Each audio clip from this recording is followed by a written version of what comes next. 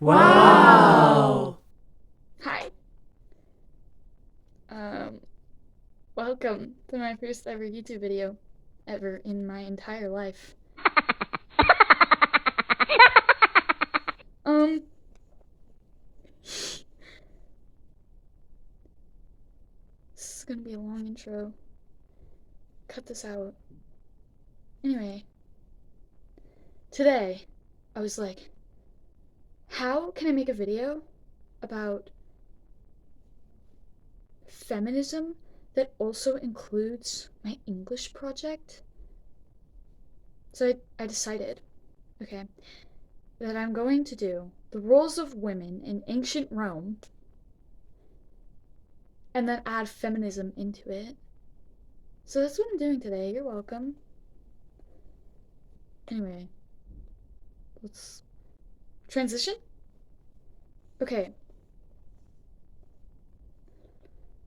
So to start off, you should know that there are 5 types of empowerment, of women empowerment. There are 5 types of women empowerment. First one being social. And social empowerment is power in society. And then there's educational power. Educational power is the power to educate oneself and others. There's economic power, which is the power of being employed and making money. And then there's political power, which is having a voice in public and politics. There's psychological power, which is the power to go beyond society and inspire yourself and others. And with these 5 roles of empowerment, men and women are both equal. Like, there is no if what's buts about it. Men and women are equal with these empowerment rules. Okay, now for the roles roles of women in ancient Rome. So there was the empress, which is the wife of the emperor. There was the priestess, which is a feminine religious leader. There was a goddess. Her name's Juno, and she's the goddess of childbirth. And they worshipped her. You could be a shop owner, which is basically just a businesswoman. Kind of cool. And they sold clothing, food, sugars, rugs, and their own bodies. Disturbing. You could be a midwife, which is a person that delivers babies. If you were a daughter, your job was housework and family duties. If you were a mother, your job was supervising, educating children, and running and functioning everyday life. And then wives just were everything. Other little side points is that the women had no voice in public or politics.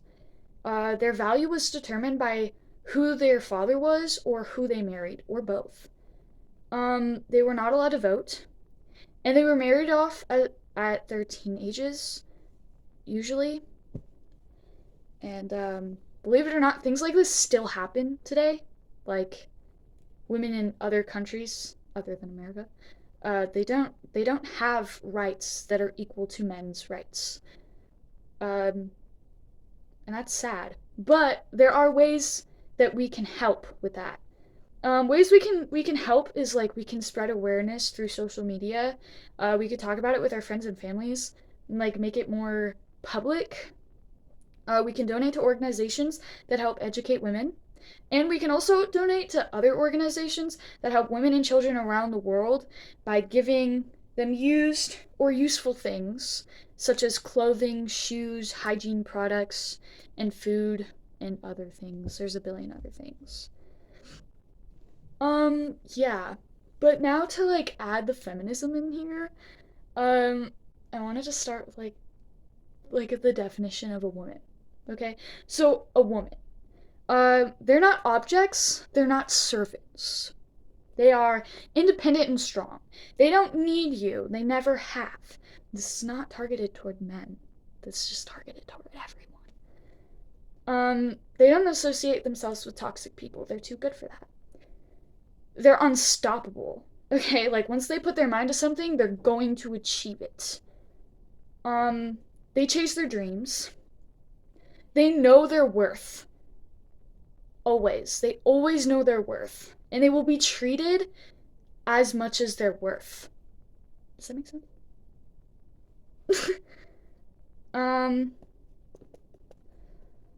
They don't waste their time on people. Like, if you're a waste of my time, I'm leaving you. They don't take or make excuses. That's just like wasting your time. They participate in activities that make them happy, and they're not ashamed of it. Like, it doesn't matter what you think. We are going to do what we want to do, you know? Like, you don't get to tell me what I'm allowed to participate in.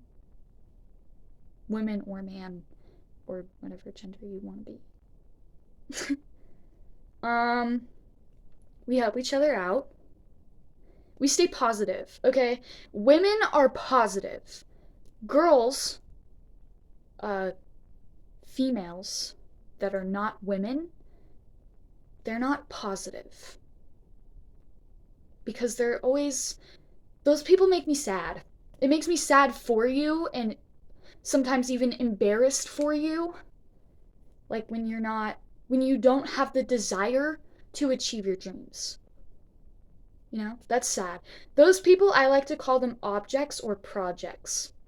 So a person that would be an object is like the girl that flirts with every guy. Like the pick-me girl, that's an object.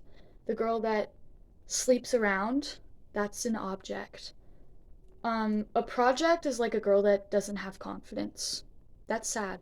So a project is like a woman in the making, but she's like very far behind. And then there's lady, which is like definitely a woman in the making. You know, like she's young, she's learning. And then there's the woman. She's got her stuff together. She's still learning, but she's like independent. She loves herself. She puts herself together because it makes her feel good, not because other people tell her to. And she takes pride in her appearance, always. I don't know. There's just something about being a woman that's so cool. So cool. Yeah. But I challenge you to ask yourself today, are you a woman, an object, or a project? Decide that for yourself. Because people that are objects and projects and women get treated as such. A woman gets treated like a woman. An object gets treated like an object. And a project gets treated like a project. What do you want to be? Comment down below. What are you? If that's not too personal. If that's not too much to ask. Anyway. I hope you enjoyed. I don't really know how this works. But love you guys. Ciao.